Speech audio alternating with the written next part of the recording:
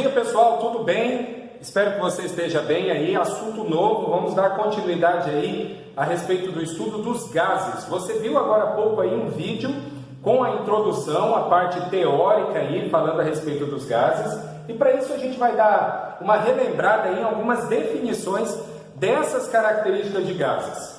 A gente tem uma diferença aí que é importante a gente saber, a diferença entre gás e vapor, né? O vapor, ele é a matéria no estado gasoso, né? Então, ela depende muito ali da sua temperatura. Os gases, eles já atingiram uma temperatura, chamada de temperatura crítica, em que ele não vai voltar tão facilmente a esse estado líquido. Então, essa é uma das características aí dos gases. E eu tenho três principais características que se relacionam ali quando a gente vai falar a respeito dos gases. E essas três principais características são volume, pressão e temperatura. Elas se relacionam entre si. E em determinados estágios ou em determinados comportamentos desses gases, elas vão ter uma influência entre as outras, tá? Por exemplo, quando eu relaciono pressão e volume, elas são grandezas inversamente proporcionais. Se eu aumentar a pressão, eu diminuo o volume. Então, o comportamento dos gases vai ser um específico nessa situação. E uma parte importante que a gente tem ali, ó, quando as moléculas, né, dos gases, elas estão em um recipiente, elas primeiro a gente precisa entender que elas se movimentam livremente e rapidamente em todas as direções. E como elas se movimentam em todas as direções, elas vão sempre exercer uma pressão na extremidade do recipiente, tá? E além dessa pressão na extremidade dos recipientes, ela também exerce uma pressão umas contra as outras, umas moléculas contra as outras, tá bom? Então, quando a gente tem aí a relação entre os gases, eu tenho alguns tipos de transformações dos gases. E basicamente são três tipos aí que a gente vai ver, tá? Primeiro aqui, a lei geral dos gases, que é essa daqui, ó, tá? Pressão inicial vezes o volume inicial, dividido pela temperatura inicial. Então aqui eu tenho relacionadas as três grandezas principais dos gases ali, envolvendo os gases: pressão, volume e temperatura, que é igual a pressão final vezes o volume final, dividido pela temperatura final. Em alguns casos, a gente vai ver as três situações juntas, tá? Porque pode ser que exerça alguma transformação dos gases envolvendo as três. Em alguns casos, eu posso sim ter uma mudança de temperatura que influencia na mudança de pressão, que vai influenciar na mudança de volume. Mas pode ser que em alguns casos a gente tenha apenas duas delas acontecendo. O primeiro exemplo que eu tenho aqui, ó, é uma transformação chamada de transformação isotérmica. É quando a temperatura ela se mantém estável, ok? Então, se a temperatura se mantém estável, o que há alteração é na pressão e no volume, e não na temperatura. Então, quando a temperatura não interessar, ou quando não houver esse aumento de temperatura, houver apenas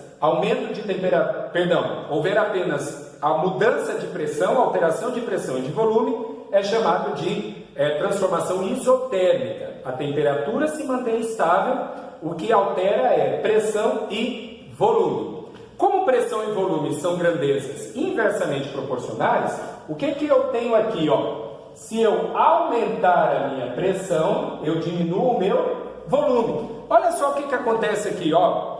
Se eu pressionar isso daqui, se eu exercer uma pressão aqui para baixo, por exemplo, vamos supor que eu tenho um gás aqui dentro e eu alterar o volume dele, eu trouxer esse volume aqui para baixo, ó. O que vai acontecer? Eu diminuí o espaço, olha só, eu diminuí o espaço, ou seja, eu diminuí o volume, consequentemente vai acontecer o quê? Vai aumentar a pressão, ok? Então, pressão e volume são grandezas inversamente proporcionais. Aumentou a pressão, diminuiu o volume. Diminuiu a pressão, você tem mais espaço, você aumenta o volume.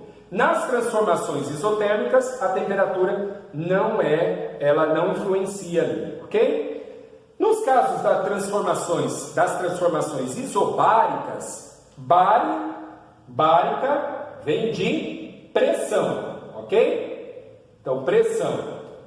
No caso das transformações isobáricas, é quando a pressão se mantém. Então, a pressão se manteve estável, houve, então, uma alteração do quê? De volume e de temperatura. Então, a pressão se manteve, mas eu diminuí o volume e diminuí a temperatura. Por que eu falei até as duas coisas aqui? Diminuir um, diminuir outro. Porque volume e temperatura são grandezas diretamente proporcionais. Se eu diminuo o volume, eu tenho que diminuir a temperatura, ou, consequentemente, há uma diminuição de temperatura, tá? Se houver um aumento de temperatura, consequentemente, vai aumentar o volume, ela vai se expandir. Lembra lá da dilatação térmica que a gente viu, tá? Aumentou a temperatura, vai haver um aumento também de volume, tá bom? E a outra parte aqui, a isovolumétrica, né? Nas grandezas, também grandezas diretamente proporcionais, aumentou pressão, aumentou temperatura. Nessa parte aqui, o volume se mantém estável, ok? Ele se mantém estável, é o mesmo volume. Então você viu que aqui na fórmula eu corto o volume, eu considero apenas pressão e temperatura. Então quando o exercício considerar apenas pressão e temperatura, eu estou falando de uma transformação isovolumétrica, tá? Ou isocórica, ela tem um outro nomezinho aí também, beleza? Vamos ver esse exemplo aqui, ó, para a gente tentar entender aí então esse contexto. Se 30 litros de uma determinada massa gasosa está a uma pressão de 12 atm, então vamos anotar aqui, a pressão inicial é quanto? 12 atm, ok? A 30 graus de temperatura, só uma partezinha aqui, ó, importante para você entender. Quando eu considerar a temperatura aqui nessa fórmula, olha aqui, ó.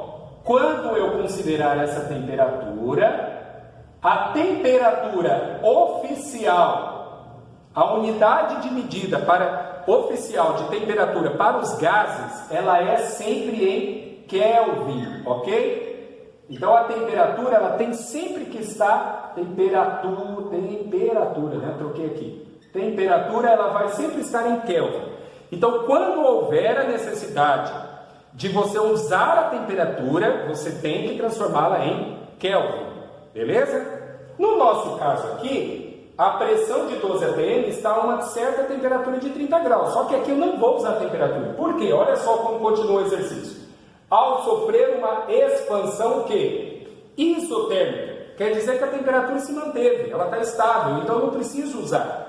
Ah, professor, eu não tenho que mudar ela ali? Não, nesse caso aqui eu não vou mudar. Por quê? Eu não mexi na temperatura, tá bom? As únicas coisas que alteraram foi o quê? Mantendo a temperatura, ó, expansão isotérmica, manteve a temperatura, seu volume passará a ser de 40 litros. Ou seja, o volume inicial era de quanto? 30 litros. Beleza? 30 litros. O volume final passou a ser o quê? 40 litros, ok? E ele quer saber o quê? Qual será a nova pressão? Ou seja, a pressão 2 aqui, ó, pressão final.